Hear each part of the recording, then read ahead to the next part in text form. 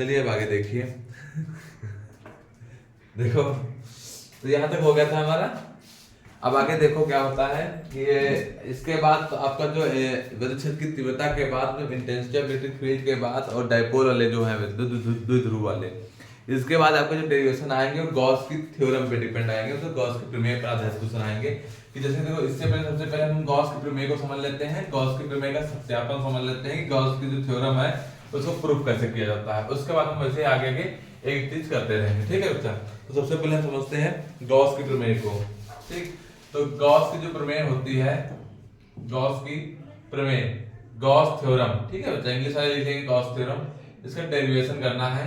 तो इससे पहले हम समझेंगे गॉस की थ्योरम होती क्या है। तो गॉस की प्रमेय जो होती है क्या होती है कि जो हमारा फ्लक्स होता है, विद्युत फ्लक्स मतलब फाई ई जो होता है वो कुल चार्ज का 1/ε0 गुना होता है।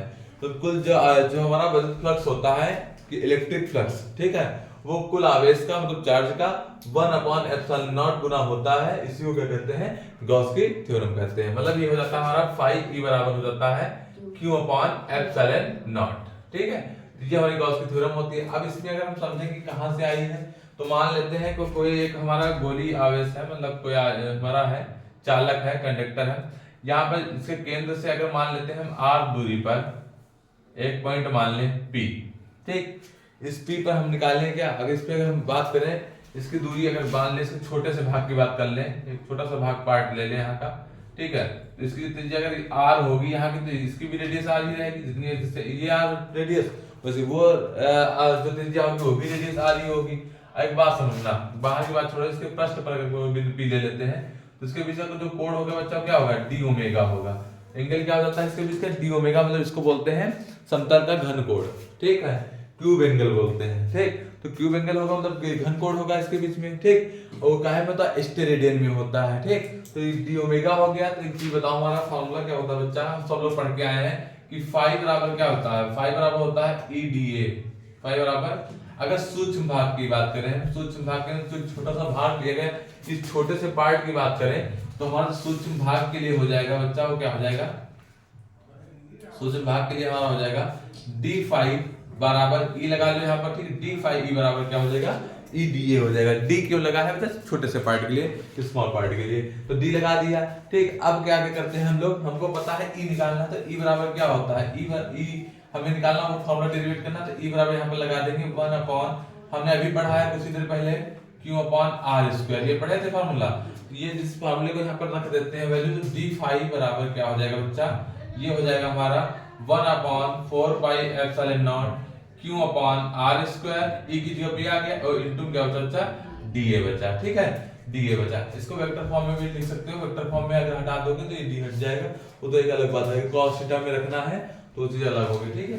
तो एक चीज याद रखना, ठीक है। अभी उसमें कमेंट आई थी कि इसका इंटीग्रेशन नहीं किया है गॉस के थ्योरम में, तो यहाँ पे किए दे इंटीग्रेशन वाला भी समझ लो कि कैसे होता है, ठीक।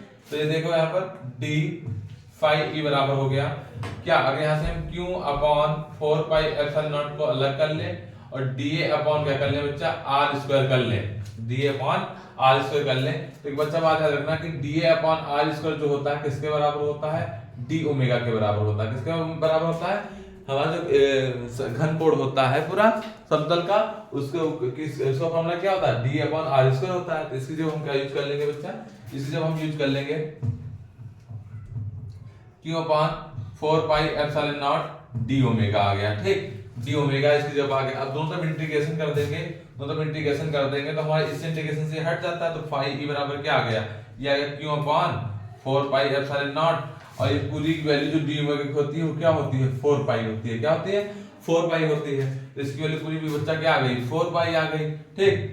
इसकी वैल्यू आ गई 4 पाई, तो 4 पाई से 4 पाई कैंसिल, तो फाई E बराबर बच्चा क्या आ गया, Q/ आ गया ε0। यही हमको क्या करना था, प्रूफ करना था। तो बात समझ में आई कि नहीं आई, तो एकदम सिंपल तरीके से गॉस की थ्योरम का हम डेरिवेशन ऐसे कर सकते हैं। अब इसके बाद चलेंगे इसके एप्लीकेशंस पे, मतलब गॉस की थ्योरम के अनुप्रयोग, गॉस की थ्योरम के एप्लीकेशंस क्या हैं, ठीक है, अनुप्रयोग क्या है, उन पे चलेंगे, ठीक। उनको शुरू करने से पहले एक थोड़ी छोटी सी बात बताएंगे आपको, उसके बाद आपको और अच्छे से डेरिवेशन इसके समझ में आने वाले हैं, ठीक।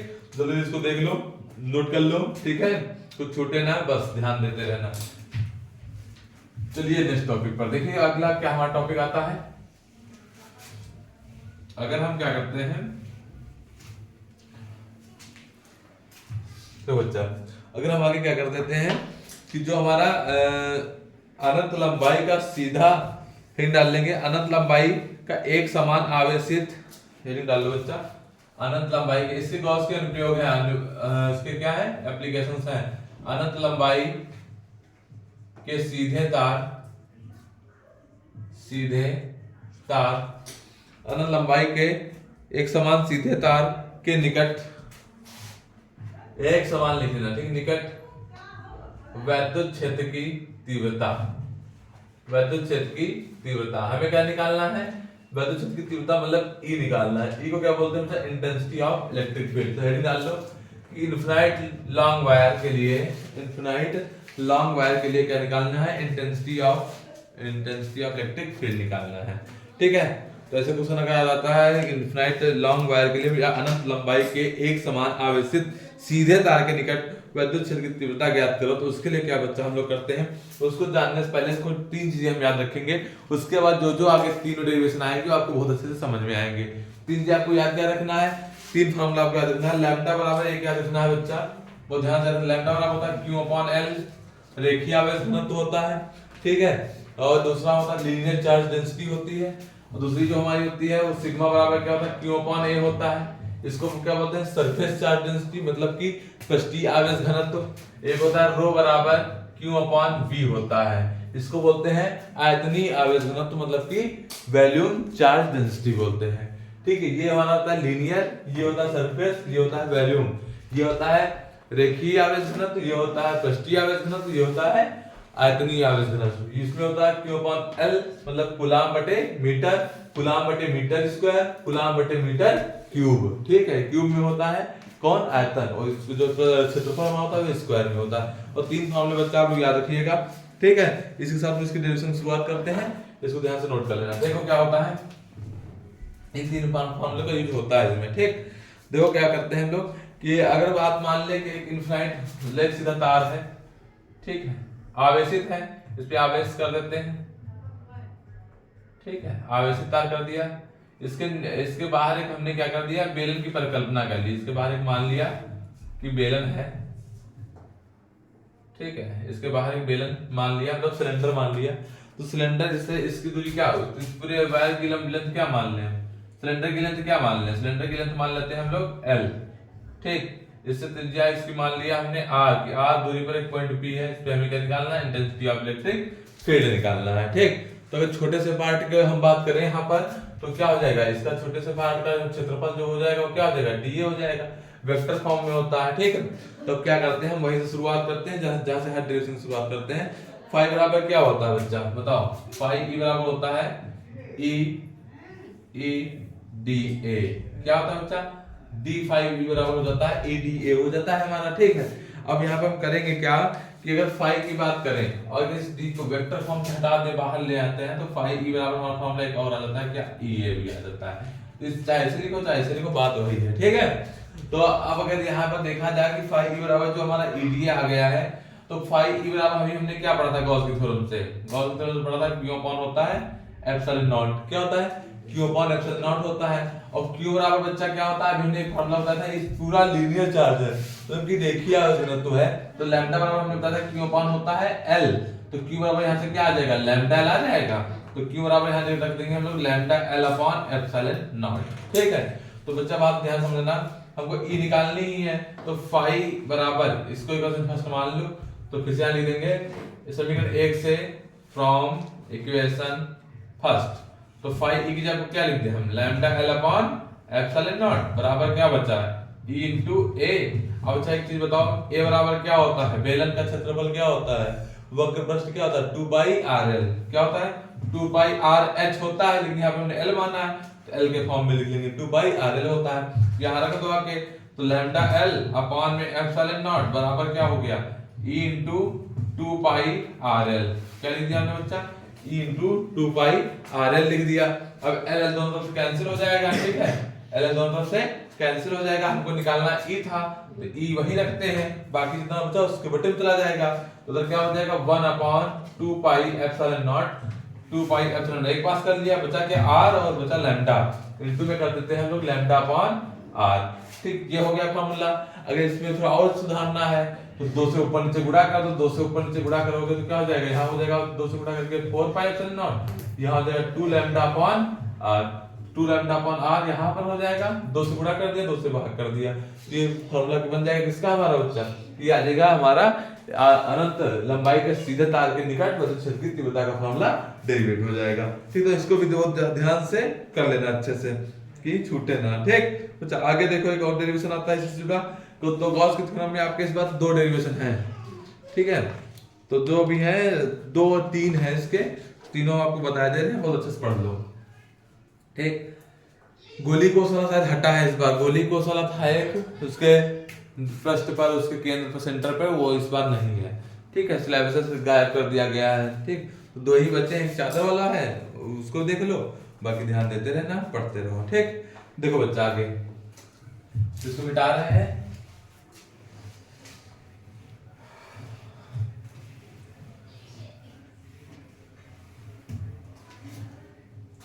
देखो बच्चा आगे, देखो आगे जो कह रहा है हमसे कि अनंत विस्तार की समतल अचालक चादर के निकट वृत्त क्षेत्र की तीव्रता। ठीक है, हेडिंग डाल लेते हैं, अनंत विस्तार की अचालक नॉन कंडक्टर, ठीक, सीट अचालक चादर के निकट वैद्युत क्षेत्र की तीव्रता। एक नॉन कंडक्टर है, क्या सीट है, उसके क्या निकालना है, उसके पास में हमें क्या निकालना है, इंटेंसिटी ऑफ इलेक्ट्रिक फील्ड निकालनी है। ठीक है, वो भी कैसी है, अनंत विस्तार की है। ठीक, तो एक सीट मान लेते हैं, उसी के अकॉर्डिंग कर लो, देखो क्या हो जाएगा हमारा बच्चा, कि अगर मान लेते हैं कि एक सीट है, ठीक, देखो एक सीट मान लिया, आवश्यक सीट है। ठीक है बच्चा, इसके बाद मान लिया कि इधर एक पॉइंट हमारा है, एक पॉइंट इधर मान लिया P डैश है, इधर मान लिया P है। ठीक, तो इधर दोनों की तरफ हम निकाले तो इधर का क्या हो जाएगा, फ्लक्स ∅1 हो जाएगा, इधर का फ्लक्स हो जाएगा ∅2। तो इसके निकट हम निकाले अगर, तो टोटल हमारा जो फाई आएगा वो क्या आ जाएगा, फाई बराबर हो जाएगा ∅1 और प्लस हो जाएगा ∅2, है ना। तो फ्लक्स क्या हो जाएगा, दोनों का टोटल निकालेंगे, दोनों फ्लक्स क्या हो जाएंगे, ऐड हो जाएंगे। और फाई बराबर होता क्या है बच्चा, फाई बराबर होता है Q अपॉन एप्सिलॉन नॉट होता है, अभी हम लोग ने पढ़ा गॉस की थ्योरम। अच्छा, एप्लीकेशंस ऑफ गॉस थ्योरम है, गॉस के अनुप्रयोग है, तो गॉस का नियम तो लगेगा ही लगेगा। तो फाई बराबर क्या होता है, Q अपॉन, देखो कंफ्यूज नहीं होना है, जब कोई डेरिवेशन है समझ जाओ कि कौन सा करना है। बहुत बच्चे क्या करते हैं, आता होता है उनको, लेकिन इधर का डेरिवेशन उधर कराते हैं, तो ये गलतियां ना करना कि जैसे ही तुमसे हेडिंग पूछता है तो हेडिंग के हिसाब से जान जाओ क्या पूछ रहा है। ठीक है, इसमें मेन वर्ड है आपका ये अचालक चादर। ठीक, पीछे वाले में क्या था, मेन जो हमारा अनंत सीधा तार जो लंबाई स्ट्रेट वायर था उसके लिए था, वायर तुरंत देखो दिख गया कि वायर है इसमें सीधा, इसमें सीट बना, सीट के चित्र देखो मन में बन जाएगा एकदम कि वैसा ही पूछा है। ठीक, तो Q अपॉन एप्सिलॉन नॉट होता। अब अच्छा सीट का क्या लेंगे, यहाँ पर सरफेस है, सरफेस है मतलब कि क्षेत्रफल पृष्ठीय वाला है, तो यहाँ पर फॉर्मूला होगा सिग्मा बराबर होता है Q अपॉन A, तो Q बराबर क्या हो जाएगा, सिग्मा A, क्या हो जाएगा बच्चा, सिग्मा। तो यहाँ पर फाई का फॉर्मूला जानते हो क्या हो जाएगा, sigma A upon epsilon not हो जाएगा। ठीक है, तो ∅1 भी यही रहेगा और ∅2 भी यही रहेगा। तो यहाँ पर लिख लेते हैं बच्चा हम लोग क्या, कि ∅1 की बात करेंगे तो ∅1 बराबर क्या है, sigma A upon epsilon not, और ∅2 की बात अगर करें तो क्या हो जाएगा, sigma A upon epsilon not. दोनों ∅1 ∅2 क्या हो जाएंगे, यही हो जाएंगे। ठीक, तो जोड़ लेते हैं, देखो क्या आ जाएगा, फाई बराबर अगर इतना करना है, दिमाग लगाना है तो ठीक है, अगर नहीं दिमाग लगाना तो छोटे में भी कर सकते हो। अगर ∅2 की यहाँ से ना निकाल के रखो तो हमको पता चल गया फाई बराबर यहाँ से ये चीज आ गई। अच्छा एक चीज बताओ, फाई बराबर एक और चीज होती है EA, होता कि नहीं होता है, और ∅2 बराबर हमारा क्या आ जाएगा, EA हो जाएगा, EDA वही। ठीक, तो अगर दोनों को हम जोड़ देते हैं यहाँ पर तो फाई बराबर क्या हो जाएगा, EA प्लस EA हो जाएगा, हो जाएगा। और फाई की वैल्यू यहाँ से उठा के रख दें, क्या है, sigma A upon epsilon not है, फाई की value sigma A upon epsilon not है। ये कितने जगह 2EA हो जाएंगे, ठीक है, ए दो तुम काट काट कर दो, ठीक। तो क्या बता देखो, sigma upon epsilon not equal to 2e, या फिर e वही रखो 2 इसके बटे में तो e बराबर हो जाएगा सिग्मा अपॉन 2 एप्सिलॉन नॉट। ये फॉर्मूला बन जाएगा कि नहीं बन जाएगा? तो इसके बटे में आ गया, सिग्मा बराबर आ गया, e बराबर आ गया सिग्मा अपॉन 2 एप्सिलॉन नॉट। तो छोटा सा एकदम डेरिवेशन था, कुछ है नहीं इसमें ज्यादा खास, इसको तैयार कर लेना। ऐसे ही अगर आपसे पूछा जाता है इसको था नॉन कंडक्टर अचालक सीट, अगर चालक सीट पूछेगा तब क्या हो जाएगा, तो तुम छोटा सा वो भी इसको जल्दी से देख लो, उसको भी हम आपको बता दें कैसे करना है। ठीक, कुछ नहीं करना है उसमें भी, ऐसा सिंपल सा है कि जब से आपसे पूछे तो उसमें क्या करोगे। देखो बच्चा, अचालक के लिए हो गया, अगर यहाँ पर क्या कर देते हैं लोग, चालक के लिए पूछ ले। यहाँ पर क्या पूछ लेता है हमसे बच्चा, यहाँ हमसे पूछ लेता है क्या कि आवेशित चालक के ठीक बाहर तीव्रता, चालक के मतलब कंडक्टर के, है ना, नॉन कंडक्टर था, के ठीक बाहर विद्युत क्षेत्र की तीव्रता, इंटेंसिटी ऑफ इलेक्ट्रिक फील्ड निकालनी।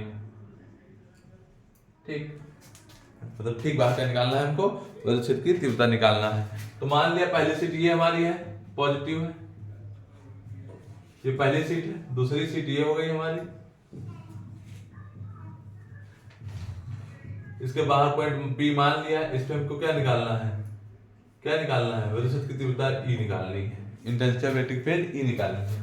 तो ये देखो हमने पढ़ा था E बराबर क्या होता है, सिग्मा अपॉन होता है 2 एप्सिलॉन नॉट, तो E1 भी यही हो जाएगा, E2 भी हमारा क्या हो जाएगा, सिग्मा अपॉन 2 एप्सिलॉन नॉट हो जाएगा। तो टोटल E अगर निकालते हैं तो क्या आता है, E1 प्लस E2। देखो डायरेक्ट हम बता रहे हैं आपको, इतना टाइम नहीं कि तो आपको कॉन्सेप्ट पूरा समझना है, कॉन्सेप्ट पूरा अच्छे से समझना है, तो चैप्टर डाल रखा है, तो चैप्टर आप एक देखोगे तो कॉन्सेप्ट समझोगे। यहाँ पर केवल आपको डेरिवेशन बता रहे हैं, तो E1 V2 की वैल्यू रखोगे sigma upon 2 epsilon not plus sigma upon 2 epsilon not.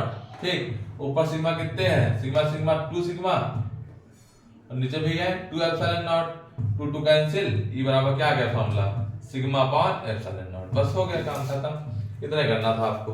तो ये ऐसे कर लेंगे आप लोग, ठीक है। उसके बाद अब बच्चे जो आते हैं डेरिवेशन आपके विद्युत विभव वाले आते हैं, ठीक है, इलेक्ट्रिक पोटेंशियल वाले आते हैं, पोटेंशियल डिफरेंस के आते हैं, वो वाले हम आपको डेरिवेशन सिखाएंगे। गॉस की थ्योरम के डेरिवेशन आपके हो गए।